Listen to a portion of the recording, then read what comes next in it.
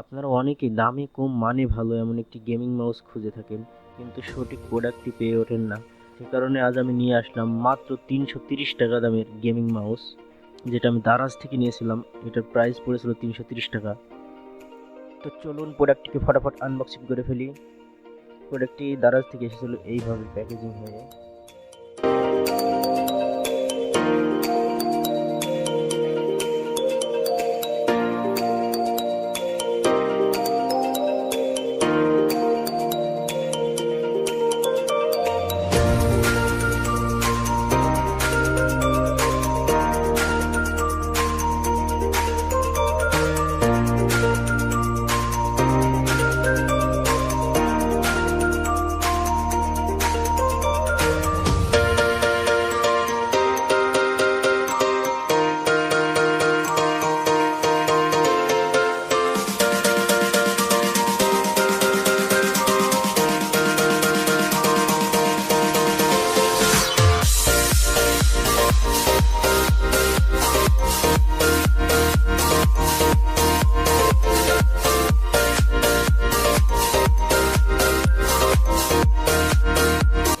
বক্সটি খুলতে প্রথমে পেয়ে গেলাম T9 এর গেমিং মাউসটি।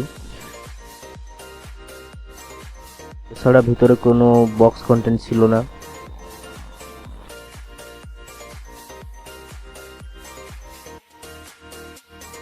মাউসটা দেখতে অনেক সুন্দর ছিল,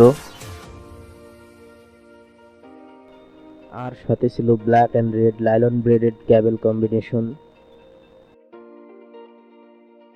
এছাড়া মাউসের স্পেসিফিকেশনটাকে বলার আগে চলুন এটাকে পিসিতে কানেক্ট করে নিই।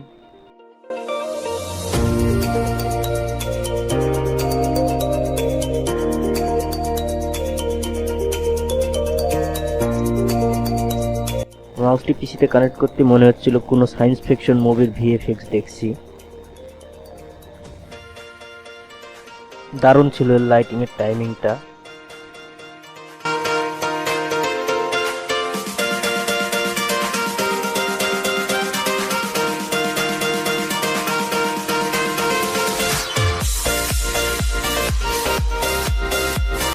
মাউসটিতে নর্মাল মাউসের মতো লেফট ক্লিক ও রাইট ক্লিকের পাশাপাশি ছিল আরো 3টে এক্সট্রা বাটন। এর সাথে ছিল একটি স্ক্রল হুইলটি নন স্লিপেবল রাবার দিয়ে কভার করা ছিল, যে কারণে পাওয়া যাচ্ছিল অনেক ভালো গ্রিপ। আর তাছাড়াও এখানে একটি ছিল ডিপিআই কন্ট্রোল বাটন, যেটার মাধ্যমে 4 স্টেপ আপনি ডিপিআই কন্ট্রোল করতে পারবেন। এছাড়াও রয়েছে বাম পাশে 2টি এক্সট্রা বাটন, যেটা দিয়ে ডিফল্ট ভাবে ব্যাকওয়ার্ড ও ফরওয়ার্ডের কাজ করা হয়। এছাড়া এই দুটি দিয়ে গেম খেলার সময় মাইক্রো সেট করে নেওয়া যায়, যেটার মাধ্যমে আপনি অনেক বড় একটা প্রসেস সিম্পল একটা ক্লিকের মাধ্যমে কমপ্লিট করতে পারবেন।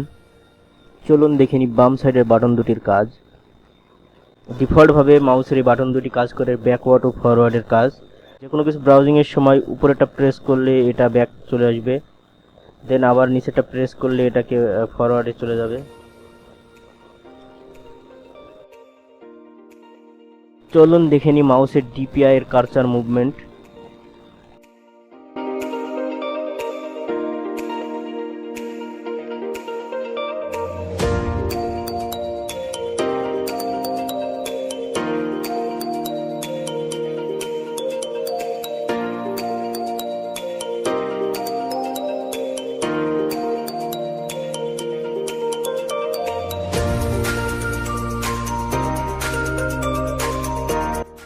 মাউসটির ডিপিআই সুইচিং কাজ করছিল বেশ পারফেক্টভাবে।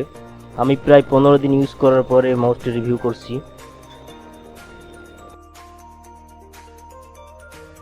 এছাড়াও মাউসের স্ক্রলিংটা ছিল জোস, খুবই স্মুথভাবে মাউসের স্ক্রল আপ অ্যান্ড ডাউন হচ্ছিল।